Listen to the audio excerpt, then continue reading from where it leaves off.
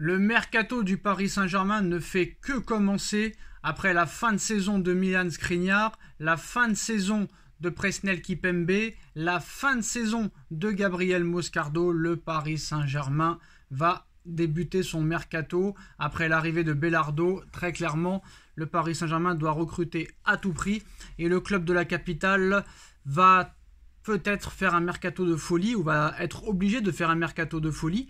L'idée de recruter un milieu de terrain est la priorité et visiblement un joueur est la priorité.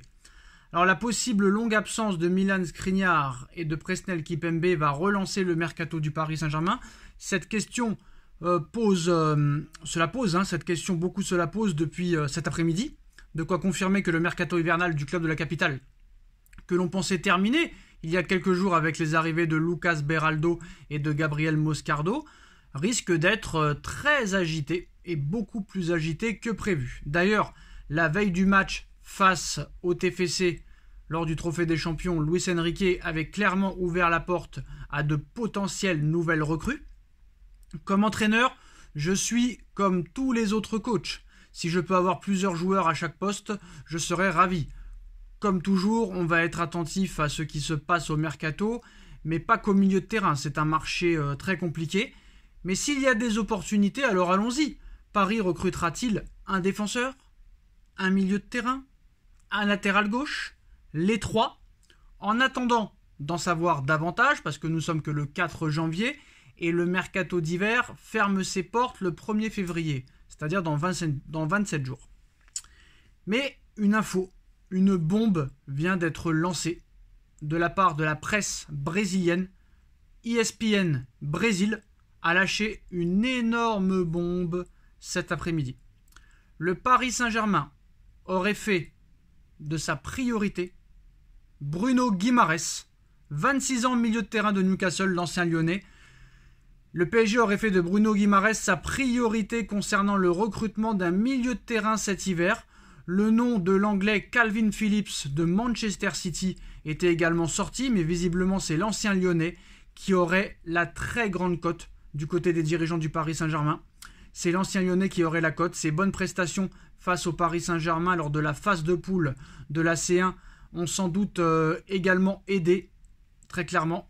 Vendu à Newcastle en janvier 2022 en échange de 50 millions d'euros, Bruno Guimaraes s'est rapidement montré à son avantage en Première Ligue. Il est d'ailleurs l'un des Magpies les plus courtisés ces derniers mois et lors de ces derniers mercatos. Alors la situation, sous contrat jusqu'en 2028, l'international brésilien sera-t-il intéressé par un départ de Newcastle? Alors chez les Toons, c'est comme ça qu'on appelle Newcastle, le joueur a trouvé un nouveau projet riche, ambitieux, mais qui stagne. Voilà. Newcastle éliminé de toute compétition européenne. Newcastle à l'heure actuelle est seulement 9e de Première Ligue, éliminé de toute Coupe d'Europe, alors qu'au Paris Saint-Germain, il viendrait rejoindre une équipe proposant de jouer la Ligue des Champions chaque année et renforcerait un secteur de jeu, le milieu de terrain, où il aurait de grandes chances, d'énormes chances d'être titulaire indiscutable aux yeux de Luis Enrique. Reste maintenant à savoir si Newcastle acceptera de négocier un tel départ en pleine saison. Mais la très très bonne nouvelle pour le Paris Saint-Germain, il faut le rappeler, pour rappel, Bruno Guimaraes a une clause libératoire de 115 millions d'euros. Et si le Paris Saint-Germain active cette clause de 115 millions d'euros à Newcastle pour Bruno Guimaraes et que Bruno Guimaraes décide de quitter Newcastle et les Magpies pour le Paris Saint-Germain, Newcastle n'aura pas son mot à dire et ne pourra pas s'y opposer. Alors, mon avis le plus sincère, honnêtement, Bruno Guimaraes serait le milieu de terrain idéal pour le Paris Saint-Germain. Encore mieux que Calvin Phillips. Il amènerait aussi de la concurrence à Manuel Ugarte, Vitinha, Warren Zaïre-Emery, Danilo, etc., etc. Mais 115 millions d'euros, c'est vrai que c'est cher. Mais on a vu des équipes acheter des joueurs qu'on ne connaissait même pas, qui n'avaient même pas une saison en Ligue 1 ou en Première Ligue, des 100, 115, des Sassuolo à 126, l'Atlético Madrid qui achète Joao Félix 126 millions d'euros, un Real Madrid qui achète un Hazard 105 millions d'euros qui a presque jamais joué. Bruno Guimaraes est jeune, il a 26 ans. J'ai envie de te dire pourquoi pas. Je pense qu'il faut foncer et qu'il faut sortir la mallette. Très clairement. Autant acheter un milieu de terrain de référence qui a des stats en Ligue des Champions, qui est une référence en Première Ligue, qui a l'expérience du haut niveau, qui a l'expérience de la Ligue 1 aussi. Ça, c'est très important. Plutôt qu'aller chercher un ou voire deux milieux de terrain à la mort moineux ou un indésirable comme Calvin Phillips, dont ne veut plus du tout Pep Guardiola. Donc je pense que Bruno Guimaraes doit être la priorité du Paris Saint-Germain. Et s'il faut mettre 115 millions d'euros sur la table, je pense qu'il faut les mettre. Je pense que le Paris Saint-Germain n'est plus à ça près. Le Paris Saint-Germain vient de mettre 170 millions d'euros à la poubelle pour Gonzalo Ramos et Randal Kolo Muani. Manuel Ugarte, 60 millions d'euros, a disparu des radars. Donc je pense que 115 millions d'euros, pourquoi pas. Maintenant, il faut faire quand même attention au fair play financier. Je pense qu'il faudrait bien vendre Ekitike au moins 30 à 35 pour faire baisser le prix. Essayer quand même de négocier avec Newcastle pour voir si tu peux baisser le prix de 30 ou 40 millions d'euros. Je pense que peut-être à 70-80 ça pourrait se faire.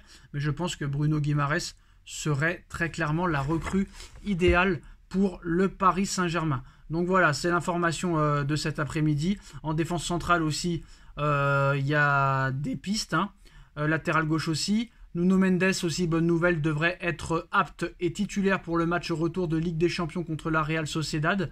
Confirmation de Fabrizio Romano, Nuno Mendes sera de retour dès février. Donc ça c'est une bonne nouvelle, mais il faut être très prudent. Et aussi le PSG cherche à renforcer sa défense en raison des blessures de Moscardo et Skriniar. Ils espèrent le retour aussi de certains joueurs. Alors, en défense centrale, on a parlé de Varane, on a parlé de Langlais, on a parlé d'autres joueurs comme ça, mais le cas Yoro de Lille semble compliqué car Lille souhaite le conserver cet hiver et prolonger son contrat.